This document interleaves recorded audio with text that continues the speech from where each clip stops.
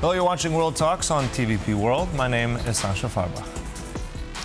Hungary's change of government was expected to unlock Ukraine's path towards the European Union. Now, instead, after following accession talks to begin, Budapest is now slowing down the next phase of negotiations, insisting enlargement should remain merit-based rather than accelerated because of the war. Now, what could be behind this move, and how does it impact Europe? We'll discuss those questions now with our guest, István Hegedűs, chairman of the Hungarian Europe Society. Welcome back to TVP World. Good to have you. Good morning once again. Now, I'd like to start actually with something that you also know a lot about, the V4. Now, we have defense ministers of the V4, the Visegrad 4 meeting as well today on Thursday. This follows up actually a very important V4 leaders meeting, which just happened a few days ago as well. So tell us a little bit of your expectations. Why does this matter perhaps now more? What's the significance of that V4 defense ministerial? Well, in general, I think it's especially important for Péter Magyar, the new Prime Minister, to become a strong leader within the region and to create much better cooperation compared to his ancestor, Viktor Orbán. The Visegrad 4 did not really function in recent years, especially because of the conflicts between Orbán and Donald Tusk, but in general because of the Russian invasion against Ukraine, what Orbán dealt with in a very different way. And now Péter Magyar can actually show that he supports the mainstream ideas about Russia is not friendly to Russia anymore. There is no special partnership to Russia anymore. And he is ready to cooperate with Ukraine much better than Orbán did. And Visegrad 4 was a very original idea at the very beginning of the 90s, and Magyar wants to follow that track, which was created by Lech Walesa, Václav Havel, and József Antal, the Hungarian Prime Minister, a moderate right-wing guy. And Magyar wants to be a similar person, and I think he believes full-heartedly that this region, Central Europe, as we say it in Hungary, has to play an important role within the European Union. And we should cooperate with our neighbors, with our partners in the region regarding the economy, defense, what you mentioned, culture, technology, and so on. Mm-hmm. Also, you said there it's something moving back to the mainstream with V4, a different Hungary right now. Also, with acknowledging that threat from Russia, that was, I mean, that continues to be one of those main issues. But at the same time, if you look at those, I'm just curious because Donald Tusk also said this a couple of days ago, I believe it was, that the V4 could be a kind of major power if working really truly together on trust. So does that mean now you reckon is it too early, or can we see players like, for instance, Slovakia, who has a very different policy on Russia, are they now going to change course? Well, Robert Fico is, of course, a very pragmatic guy, and although there is a conflict between Slovakia and Hungary, which has come to the surface after the regime change, as we call the change of government in Hungary, because Magyar insists on some issues what Orbán did not really care about, because for him illiberalism was more important than conflicts between two neighbors regarding the rights of minorities, the Hungarian minority in Slovakia, and history. So Magyar in that sense focuses on such issues more than Orbán did in recent years. A couple of years ago, it was much more important for Orbán. But now, yes, there is a conflict between Fico and Magyar, but as Magyar said, and I think Fico agrees, that this should be sidelined in the regional cooperation. It should be a bilateral conflict which should be solved sooner or later from within Slovakia. You know, we are talking about the Beneš decrees and what they mean for the Hungarian minority today. But this is not the issue for the Visegrad 4. This is a bilateral issue. That is the argument in Hungary now. But you mentioned the minority issue, and I do want to come back to that in a moment. Let's talk a little bit further out. Let's go back to the European Union.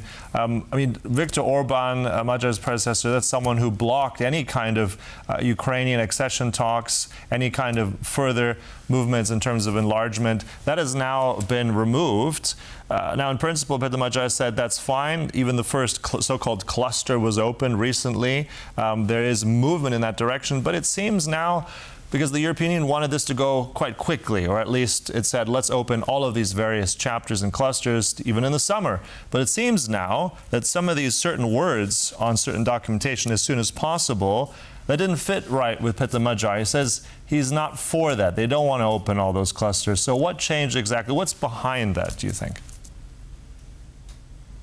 It's a very complicated matter. Hopefully it's not so important compared to the bigger issue what you started with, that actually Magyar supports Ukraine much more than Orbán did. There is no propaganda against Ukraine anymore. There are no posters against Zelenskyy in person on the streets of the towns and cities in Budapest anymore. So there is a much better relationship, and the Hungarians and Ukrainian governments even reached an agreement regarding the minority rights of Hungarians living in Ukraine. However, this was a surprise, maybe a bad surprise for many Europeans, that in a way Magyar is still insisting on some elements of the Orbánist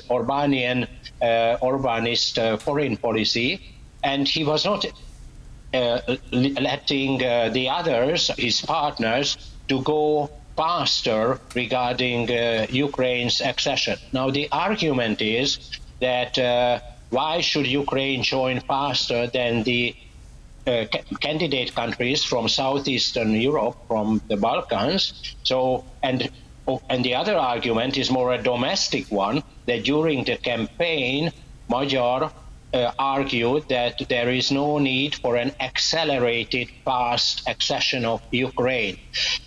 I think that there is some roots of Orbanism, maybe, in this rhetoric, a sort of traditional nationalism when he argues on behalf of the Hungarian interests. But there might be some arguments why he did it. For example, it can be that it's more domestic again than his policy on Europe, because he wants to join the mainstream of the European Union. But there might be some hostility still in the Hungarian society after a long period of brainwashing the Hungarian people by the previous government.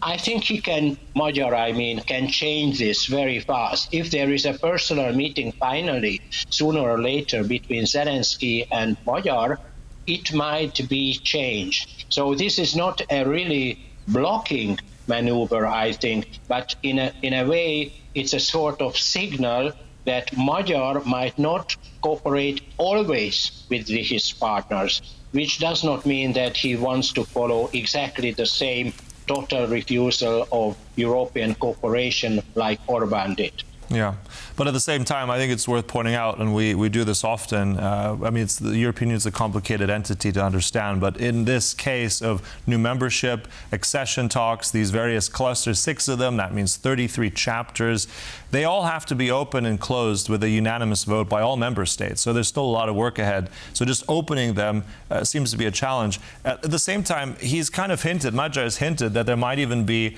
a referendum that he might put to the Hungarian people in terms of actual enlargement, and including Ukraine.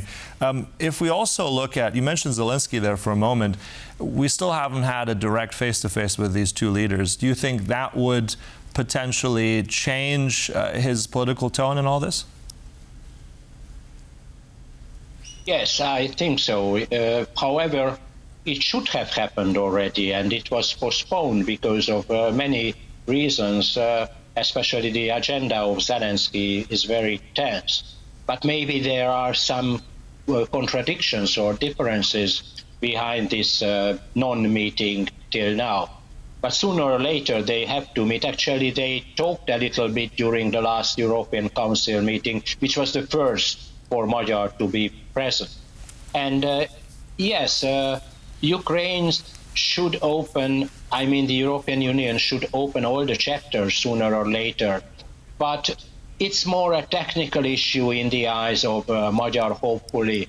And then the real issue, when these chapters will be closed and when we can really talk about the final phase of accession, it might take years.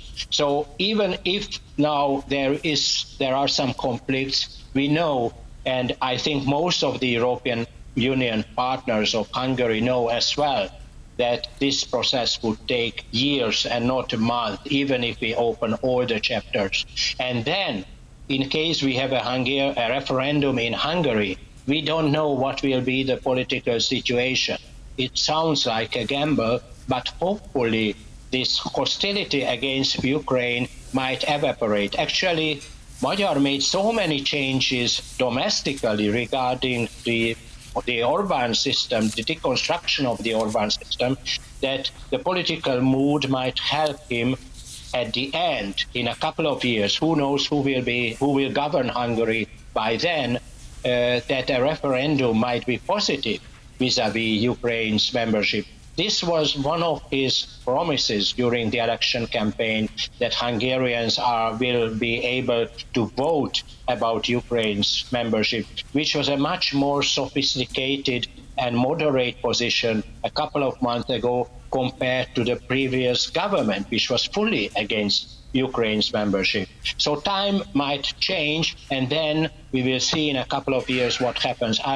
I'm not very cautious about the future of Ukraine joining the EU. I think it might happen, and Hungary at the end will not block it. All right, so still more to discuss. More European meetings up ahead, also in July as well. So we'll see how this issue does get addressed. Look, thanks so much. Always a pleasure having you with us. István Hegedűs there from Hungarian Europe Society. Thanks. Thank you again. And thank you for watching World Talks, but stay right here on TVP World for more news and commentary. Goodbye.